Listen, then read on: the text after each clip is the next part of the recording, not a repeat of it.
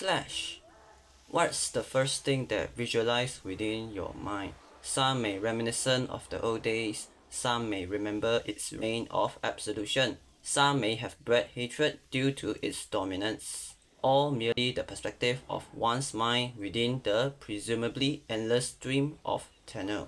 It has been quite a while now. There's always something that is quite fascinating when we take a look back at history itself. It feels like you are given a chance to see, to feel, to dive into the time of what was once considered absolution. Within the ruins of perception, what could we salvage, to treasure, to learn, to form understanding upon? Join me, will you?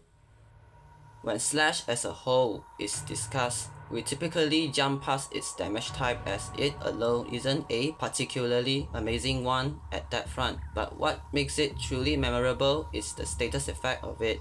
The status effect of Slash damage is bleed.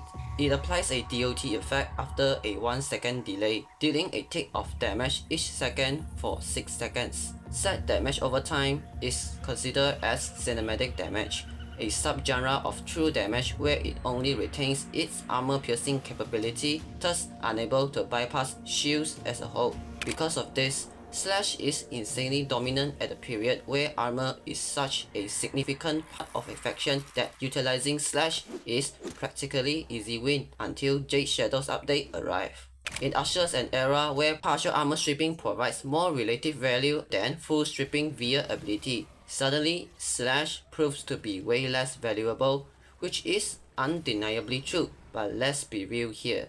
It's not to the extent that many may exaggerated it to be. Some says that with just 90% hit mod and the full 50% armor strip provided by hit, it is enough to beat Slash, which may sound right, but it is not true. Slapping in the maths immediately, we can see that 50% armor strip from hit provides a relative damage increase of 3.636 times.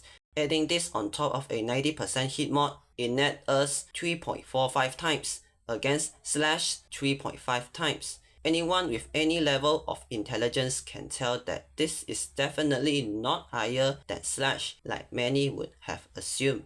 Also, nobody said that Slash cannot utilize that additional mod slot where hit will occupy by putting either Prime Bane mod, Elementalist mod, or a River mod to aid those Slash procs, right? By allowing the existence of a Prime Bane mod, you are looking at a potential 8.4 times DoT damage or 6.65 times DoT damage if you prefer Elementalist mod against armor units. Obviously, with more hit elemental percentage invested via Thermal Sunder's Augment Thermal Transfer, which is accessible for everyone via Helmin system, and a perfectly optimized build with Bane mods and Elementalists consider, hit is just going to be better. Though, in my opinion, Slash's ability to perform insanely well in low investment or a self-contained build against armor units is what makes it a mostly viable choice, which is not something you can just laugh it off. Not to mention that some elementals, notably Toxin and Electric, requires very notable investment to shine better than Slash when it comes to armor units. But obviously, Slash possesses a 3 meter AoE, which Slash doesn't have, and Toxin is obviously the Corpus Annihilator, which Slash absolutely struggle against as they have very little armor units to let Slash thrive.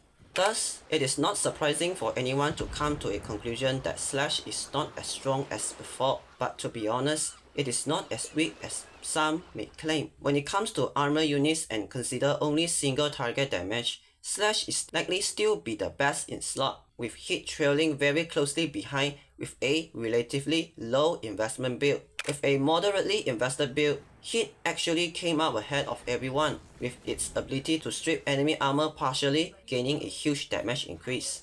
But with a fully invested, highly optimized build, electricity actually came out ahead as not only it can make use of hit to partially armor strip, electricity also had access to insane electricity percentage via Archon Shards or ability aka Shock plus Shock Trooper. It also had the ability to scale with headshot multipliers too.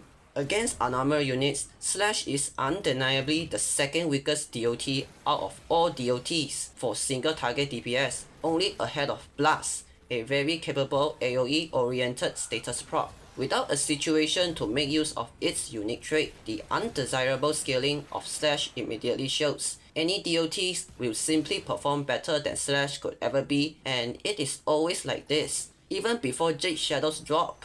So, to address the elephant in the room, is Slash weak? No, but kinda. Obviously, with enemies having more red HP than before, you really can't fully get away by modding Slash all the time now, but not like it was any suitable outside of unarmored units before, you know.